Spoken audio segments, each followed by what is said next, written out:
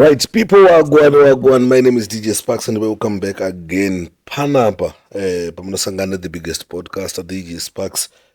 Vachikuratidza tarenda riri munyika, tarenda riri muZimbabwe. Munozati tsika yedu isusu kutsvaga tarenda ratinobhelievha kuti rakaipa mumastreets umu, then toyana panapa tokuratidzai.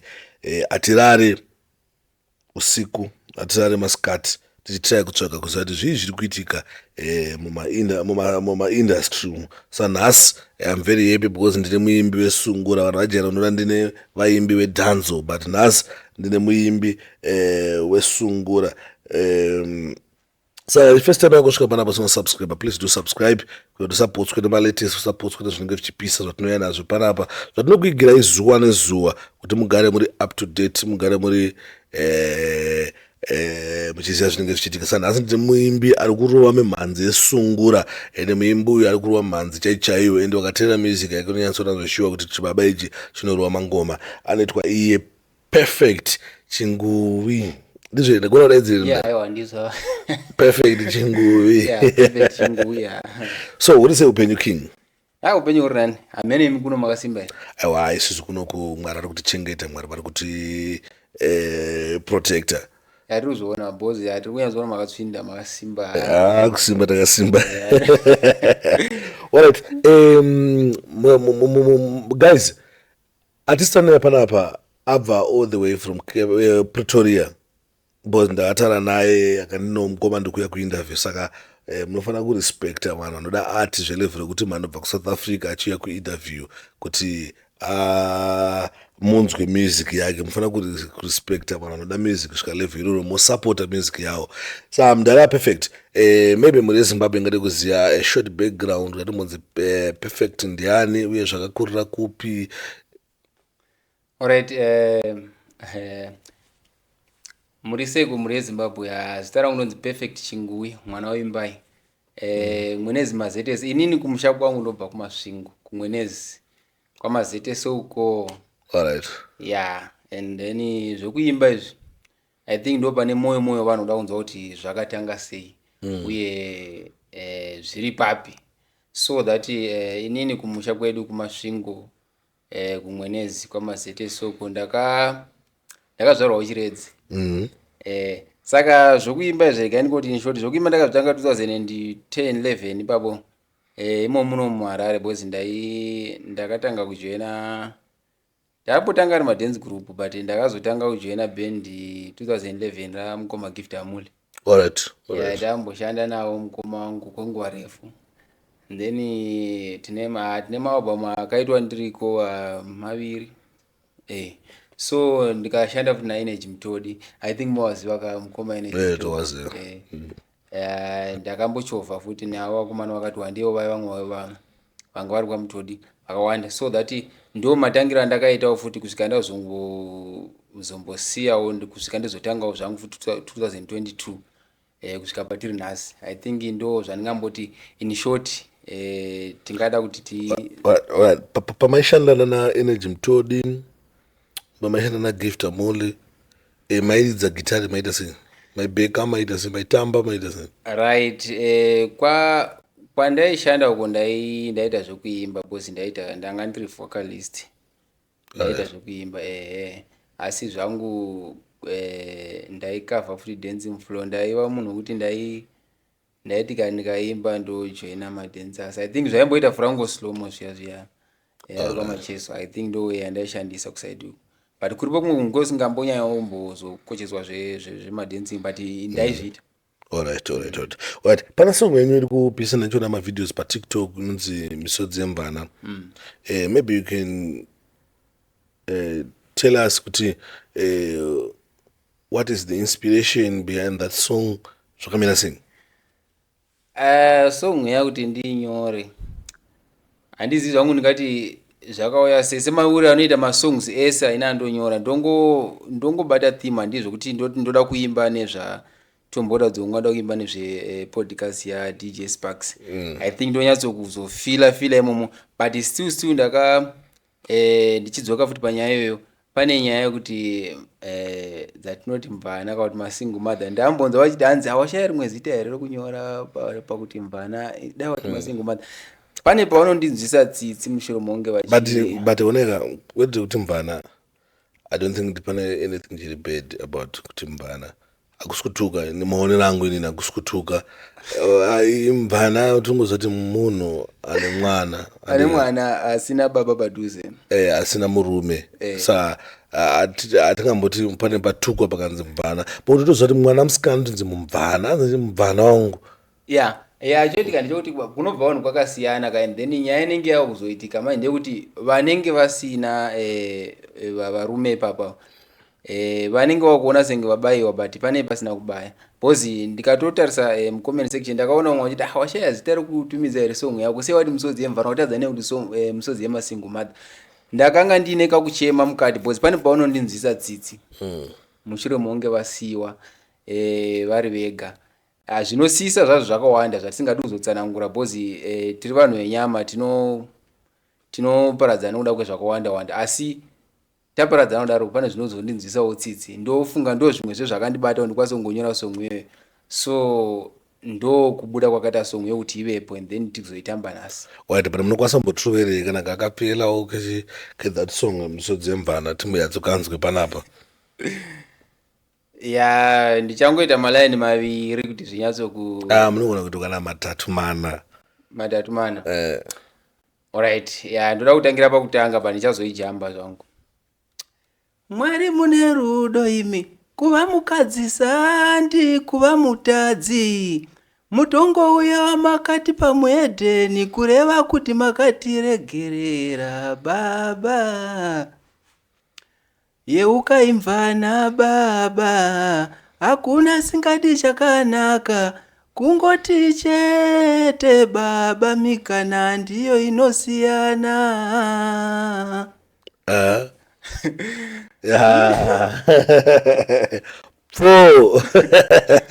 Saka ndo mafambiro inenge ichiita.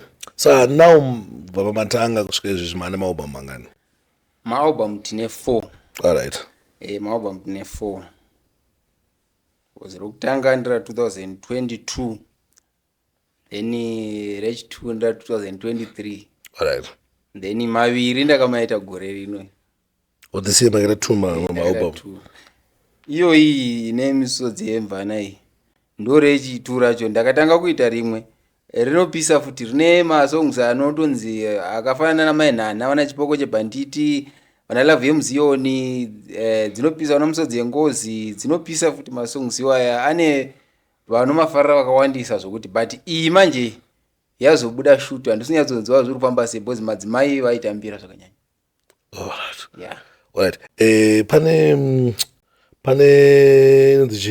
Pane kasonga makamboimba kainzi church yamacheso. Makamafungei uyezve wamacheso wacho vakakwanisa kuresponda. I think that song ndakainzwa yanzi church yamacheso. Maida kuedza kunyatsotry kuti sei uyezve wamacheso wacho vakainzwewo here song, vakairesponda here, vakataura anything about this song. Pasong chechi yamacheso maona kuti inini zvangu zvandoita manje mupenyu hwangu ini handirwadziwe nezvinoita mumwe munhu zvandinoona kuti ichi chipo ichi anenge ainacho handiti. Ndaro yava nenzira dzavakaratidza vanhu dzakawandisa especially kunyaya music. So that song yakanga iri yokuappreciate. Alright. Yakanga iri yokuappreciate nzira yavakaratidza vanhu yakati kurei uye ine udzamu. So vakasvika pakuresponda, vakainzwa vakaresponda, but kuresponda kwavanhu vakuru kuyako kuti handizi kuti vakatoguma here kuresponda kana kuda dzongwa vachadarika response yavakamboratidza, because vakandishedza all the way from South Africa ndikauya kuno. Alright.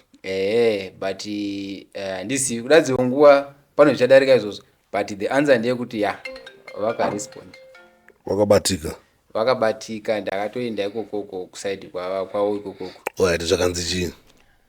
Vakanga vachiva ini ndakaita song ndichiappreciate, iye vakandishedza vachiappreciate futi zvandanga ndaita zvacho, because the song was not bad. Yakanga iri nekukurudzira ichitenda mabasa anoitwa. Then satingati wamacheso ndo vakakuinspire. pane zvokuimba toda kuti nditaure chokwadi kana ndiri kuzonzvenga kuita zviya zvokuti ndechinzvenga. Vane mapati avakandiinspire and then kozoita kuti vaimbi vese vakaimba kudhara inini kusvika ndizova munhu akafarira sungura ndakainspire nevaimbi vakawandisa because vese vamwe vacho vakashaya. Ndaiteera vaimbi vakawanda maitira Dewa, Tongai Moyo, System Tazvida, John Chibadura, vana Mataire, vana Chimbetu, vana Mashawo munhu mumwe, vana Chamunhu wane beta, vana Adhima Yakasenga, Marcos Vanda. Bosi zvinhu zvikada kuti titoti munditi inini ndikuitire nyambo dzaMarcos Vanda dziya munodzurova 22 minutes ndichirova pasina pandopodza. right. Yeah, so ndiri munhu wekuti ndaiti pandakambokura ndiri kumusha pandaiti ndiri kumusha ndaiti ndakarinda shiri ndaigona kutora nyambo dzaMarcos Vanda kusvikira shiri dzasvika nguva iyo. Kana mukarinda shiri makuseni shiri dzine nguva yekuti kana kwakudziya dziya dzombomira uye ndaigona kutora nyambo kusvika kwakudziya zvokuti ya ndikubuwari kumasvingo ndikuwanda kune shiri dzindorindwa ya bosi kumasvingo mazvavanoita manje ndezvokuti pasi pese pavanorima chibage pane pavanorima mapfunde nemhunga yayi so that izvi zviyo izvi zvinozodyiwa neshiri. Handimoza shiri yaingambodye chibage ichichiri mumunda paya and then ndo chimbesa asaka kutori zviyo kana kuti mapfunde itori basa kana uzotanga kurinda shira wamanaka mona pane gore rinowanda pane gore asaizeka une zimunda baba remhunga uchitanga uzorinda. Inini ndakambogara kwaRusape kuChironga kwaTandi ndokuziya kukonzi kuChironga kwaTandi ya ndokuziya kuside kwenyu ikoko tairinda makudo atira struggle yacho yanga semafaniza gudo mawani kokuzoti shiri boys inenge chimbururuka mona choitika paine chokuti pane gore rekuti shiri dzawanda zvafanana newizards yakauti mashu handiziri kwenyu moshedza muzi itoti wiza pane gore ramoona munda makazara wizards zonyazoona kuti gore rinoiri dzakanyanyisa.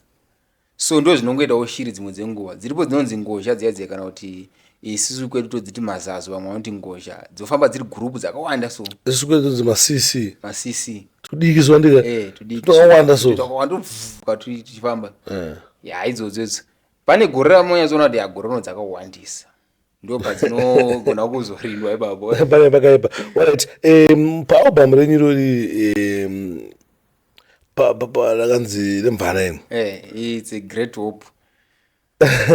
ndakaona paine song yakanzi more blessings so more boys munetsa akaresponde mama kuteya mari mama kuteya kuti makazongosangana nedambudziko munozongovigwa mumahare chaitika paya ndechekuti inini sezvanambotanga kutaura paiva handirwadziwi nemashandiro aenda munhu ndakanyanya kuteera more boys munezeri kana ngoti paripo paakambotanga kubudikira rimwe zuva ndichiona achipa mumwe mukadzi interview anga ashayikirwa nemurume wake kuSouth Africa.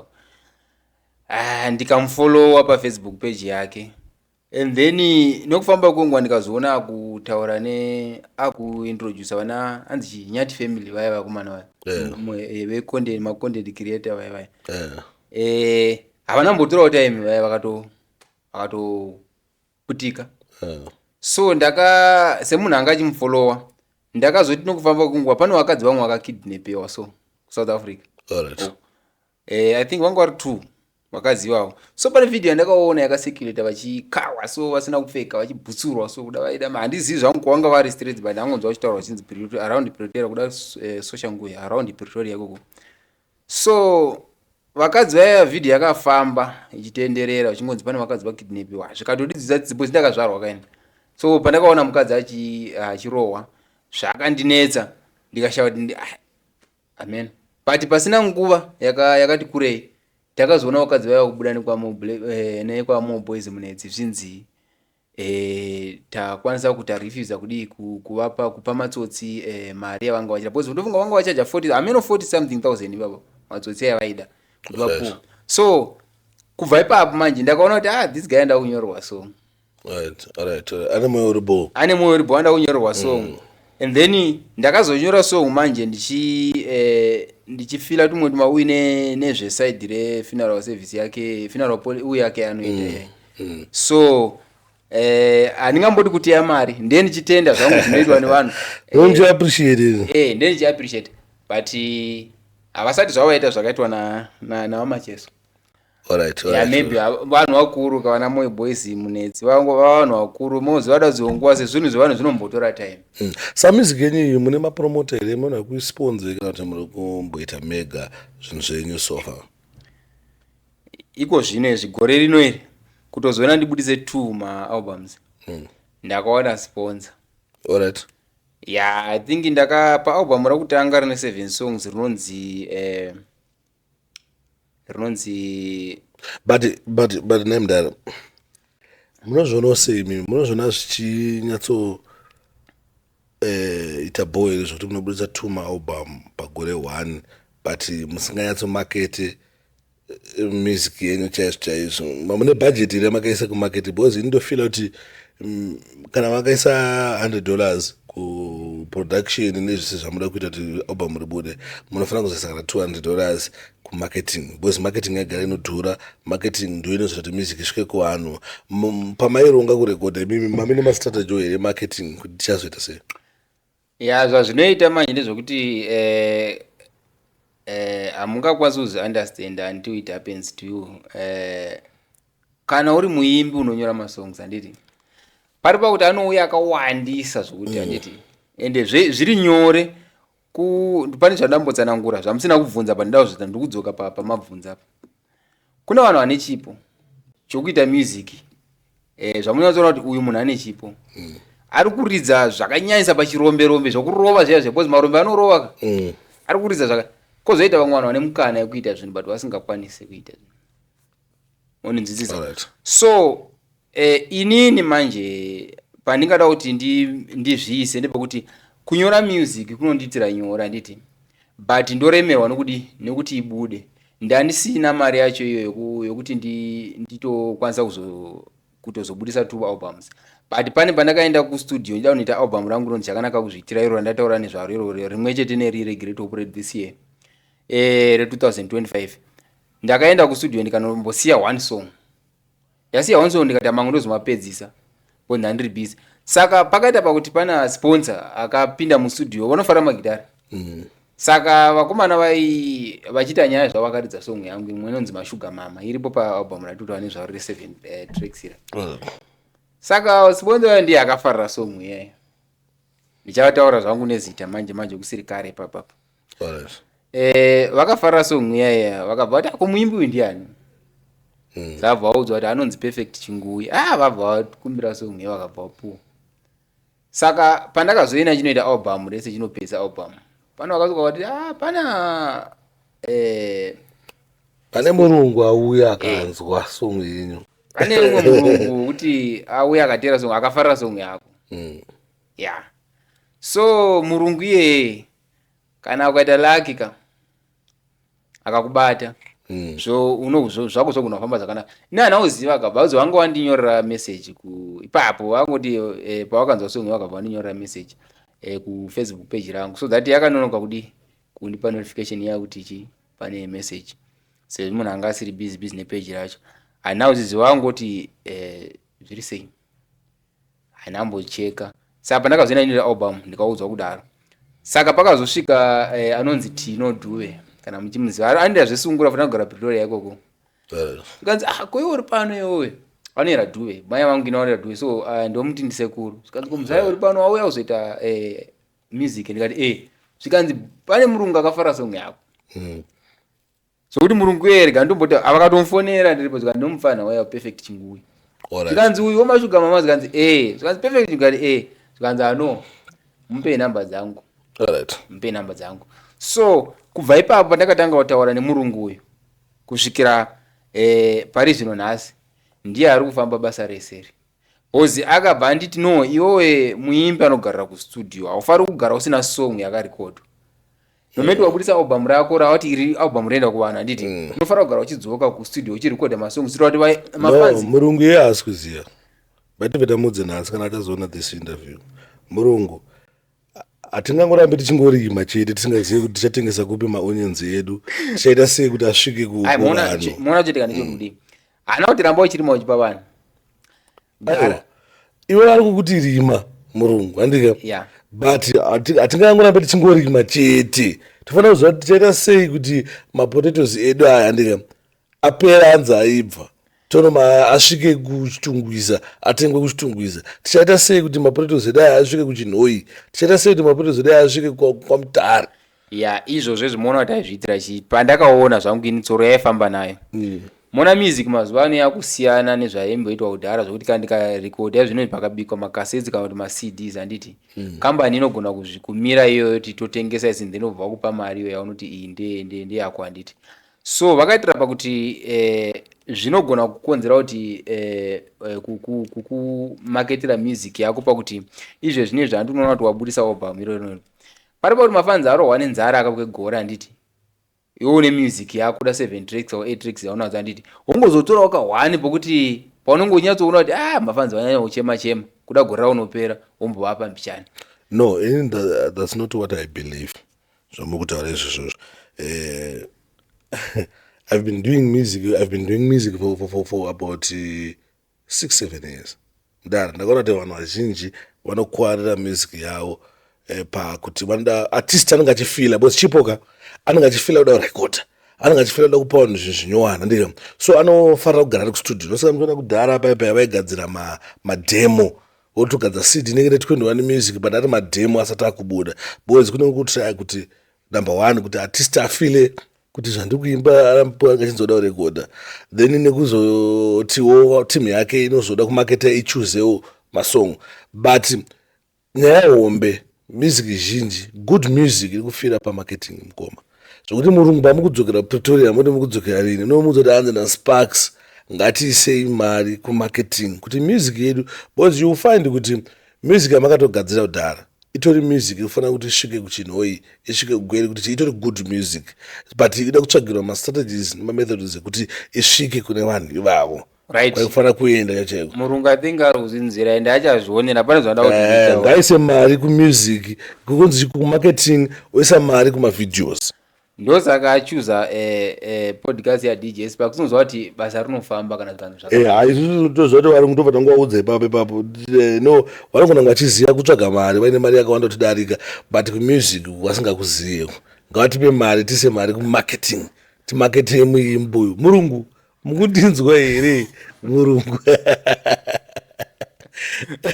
anyway mndana ndine question ndinayo pona anonzi bosi Chiwandire bosi ava ndiani ende zvakamira sei maybe mombo yazotiudza nezvabosi wavo maybe ndio bosi vatiri kutaura nezvavo kana kuti chii but bosi Chiwandire I'm sure kuti mumusic yenyu varimo bosi Chiwandire kana muchiteerera music yatine effect yandakaita yese inoyandisisa pano apa ndo vamunzwa vachinzi bosi Chiwandire vachishedzwa especially pamachandings ndo murungu wataitawa nezvake murungu sabosi Chiwandire ngatiitei marketing yemusic because good music vanhu vanayo mukoma handi kunyepera iyi maartist ariko kunzoko ari talented zvekutodaro handi kunyepera iyi but music iyeya iri kuzofira pamarketing ende vanhu vanofanira kuziva kuti kana makaisa 10,000 pakurekodha kumarketing kungoda kuda kana by 2 kana by 3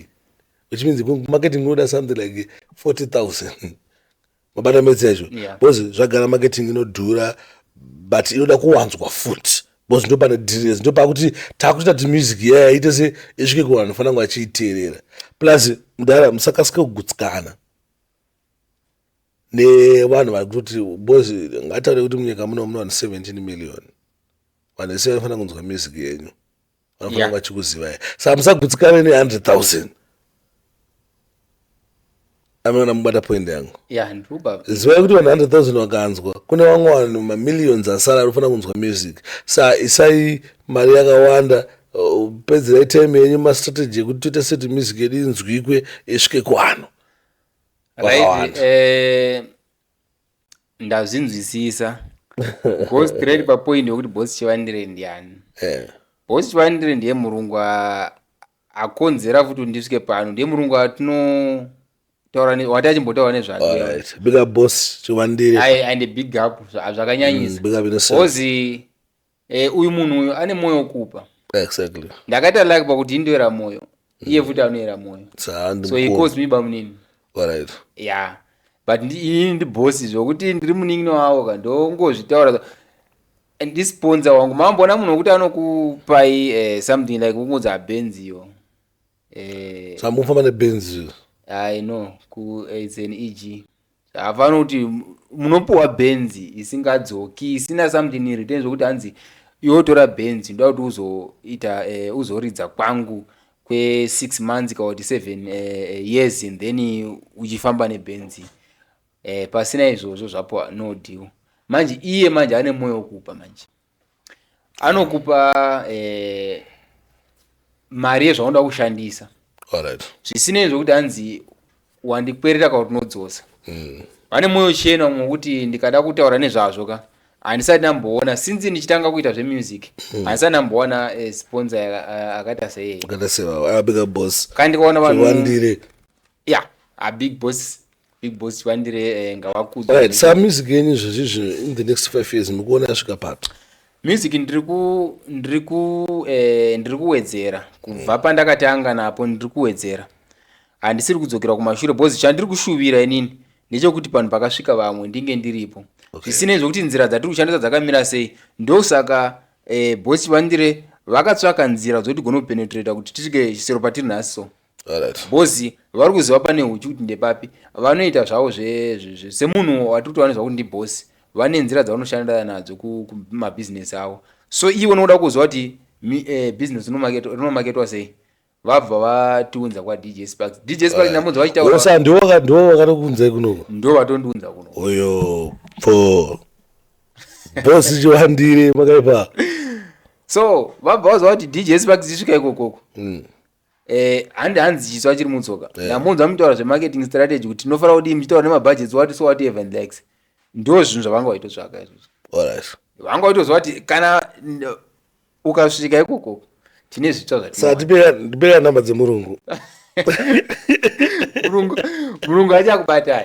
Murungu Achakubatai. Anyway mudara inini I wish you the best. Ramba muchirova mangoma music yenyu mudara kunakidza zvikutodaro. Chinongodiwa chete ndechekuti paitwa mastrategy kuti isvike kumaradio stations isvike kwese paindaneti inge iri pamusoro indaneti iripo music ndo pamwe patakatoinzwawo. Mastrategy ngaawandise kuti music itendere isvike kuvanhu. Mudara we are the next big thing. Makaipa. Ya ndinongotenda nemashoko enyu because mashoko enyu munamato mukuru kuna Mwari because hanzi zvawataura futi zvatobuda shoko handamozva kuti haridzoki chingatodzoka ndechekuti ukanongedza munhu harivhikwi. Shoko harivhikwi ende harikwanisi kudzoka chinodzoka chiguno icho kuti kana wanongedza munhu chodzoka kuti pamunhu. But mashoko enyu amataura munamato mukuru kuna Mwari. I hope kuti zvese zvatiri kushuvira kuti zviitike zvichaitika because tine patinoda kusvikawo isu patisati tasvika nhasi but kana mumati tinopasvika tinosvika. Aiwa tinoda kutendai mudara. Ameno mungaitawo mamwe mashoko here amungade kuudzawo mafans enyu kana muri eZimbabwe tisatavhara? Mashoko ene andingada kutaura pakuudza mhuri yeZimbabwe ndeyekuti zveshuwa ndoda kutenda kutangira zvese ndoda kutenda every mutsigira anotsigira sungura bozi zvakakonzeresa kuti aise nzeve dzake kumusic yangu. So ndoda kutenda mutsigiri wese wemusic ndobva ndatenda boss Chiwandire. Boss Chiwandire vanorwa basa rimwe risati rakamborwiwa chero nani zvake muupenyu hwangu bozi pandiri nhasi dai vasiriwo ndo vakandidzokera mustudio musoro munge ndata rimwe album. But pakandidzokera mustudio ndakadzokera mustudio macho ndikabva ndabura song. Ndonyaya ndikuramba iyoyo ndonyaya ndikuramba yekuti unobudisa album andika wobva wadzokera futi unoita rimwe album. Chakati kacho ndakatochema. This is not right. No, chakati kacho mari kumarketing. Mangoma ngaite mashoma ndika onzwikwa vanhu vakawanda. Panoti mangoma owanda onzwikwa vanhu vashoma no. Makambona tisingati zvezvekutaura zvimwe zvakawanda. Pane mukomana aimbobudisa music gore negore. Izvi zvinezvi aita munhu zvikuru zvokuti kana mukada kuti mumushedze so mutanga mumboona kuti vakumanzo Ndiani? ndichapresa Aida sei? aibudisa music gore negore But iye pakabudisa 2 maalbum akatozvinoita zvazviitwa izvo. aibudisa gore negore so pari paakazoita manje mushure monge music yake yatambirwa nevanhu vachiteera music kutosarudza kutotera ipi akazoita iko zvine music yacho yakuminimizwa matauriro amuri kuita music inofanira kuita mishoma because izvozvo muri kuzvionera kumaartist mahombe kuti music inofanira kuita mishoma ka ukabva wanyima uchangotanga kuita zvinhu zvacho vanhu vanoona senge udadzo nguva watopera usati watanga aiwa unobudisa one song payo. You don't need 70 songs kuti uputike. You don't need 70 songs kuti uputike. You need only one song kuti inobva yachinja life. You are also fans makadai so anditi ndonyatso kuunderstand zvamunoda imimi ruzhinji hamoza kuti towanzoshandisa zvakanaka tinotora it's obvious but ruzhinji rukati tite chakati vane ruoko rwavanokwanisa kutipa togona kungozomanikidzira kuti tizviite because imimi DJ Sparks mukandiudza kuti chamarika enda kutauni pane zvada kuti unoita and then wasvika ikoko usvika paATM unotora 300 ndeyako iwe enda kutauni mumwe akanditi no enda panzira unorindira mumwe munhu apo ndozofunga manje kuti DJ vati ndiende uko. No, ndiri kuzimudanzo and I've been doing music for many years. Music yakawanda haina zvinobatsira akudza chokwadi leo unotokupedzera time. Music yakawanda zvekubudisa masong 14 zvazviya hazvona zvinokubatsira right ende mucheke Toki Vibes atakabudisa album angene 35 songs akabudisa angene 50 zvino hazvinobatsira Japresa akamboita album rangarinombira naende but still ngona kuti akapesa atotambisa mamwe magood songs saka itai masongs mashoma pagore mukati pamasongs 7 amazvanda zingai ya isusu manje zvatinoita manje ndezvokuti inini music kandi pagore ndita album anditi album rangu ini ganangoti resungura tisingadi kuenda kure album resungura rakatarisirwa 6 songs ndo dzataita gore rino iri ndakadzisa dziri 7 iya kuti dzakawandisa paalbum ndafara kubudisa rakanzi chakanaka kuzviitira ndero inini zvadi zvakwana nditi but pandakazowana manje sponsorship manje vakuti une zvimwe zvaunda kuti ndonyatsokunzwisisa kuti semuimbika unogona kunge uine zvimwe zvaunda kuti zvaunoona kuti zvakasarira pakadai ndikati anyway mudhara zvamakaita smakatozviita kudhara but next time handidi kuzvinzwa futi zvekuita masongo akawanda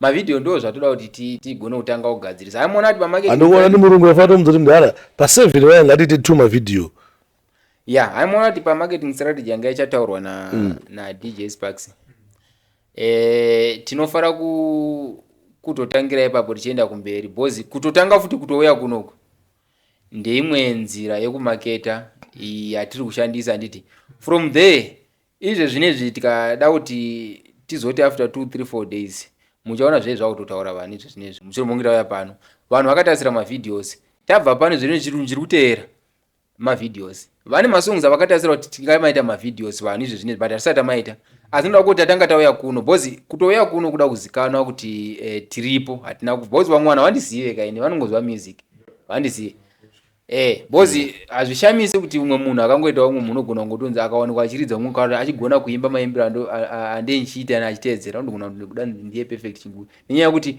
first kana usingaite mavideos aya vanhu vakwanisa kuzokuziva so mavideos tofanira kunge tichimaita tichitopedza zvatiri kuita izvi zvinezvi tofanira kuti the next thing mavideos alright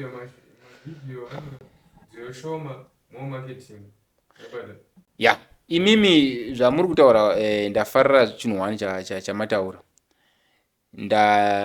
pamangotaura nyaya yemarketing zviri kunyanya kusunungura mwoyo wangu because ndonyatsonzwisa kuti tichibva panapa pane zvakawanda zvatinosangana nazvo aiwa music yakawanda amazano no toda kuti music shoma inzikwe vanhu vakawanda music shoma ngainzikwe vanhu vakawanda kana kuti music yakawanda nzikona vanhu vashoma. Anyway mudara mastrategies anosiyana, maybe yo inoshanda but isusu takaiona pakazhinji yacho patakaiona yange isingashandi takatongona kuti vanhu vatotambisa ongovava. Right, yeah. Ngatiite mavideos, ngatiite more marketing mudara. Thank you very much mudara for coming. Makaipa Mwari vakuitire zvakanaka. Saka mapages amunobatika ndapi? Ya inini ndine Facebook page yakanzi Perfect Boss Chingui. Ndobatika ipapo, and then chero mu TikTok ndiripo futi. Ndongoshandisa Perfect Chingui, YouTube futi ndiripo, ma platforms andataura nezvayo, YouTube, TikTok, Facebook ndiripo, nepa WhatsApp namba ndoshandisa dze South Africa idzo mukaenda pa YouTube mozowana, Facebook mozowana, TikTok mozowana, it's +27 842 970184 ndo panobatwa Perfect Chingui mwana wemba. Mona ngopama futhi number +27 842 970184.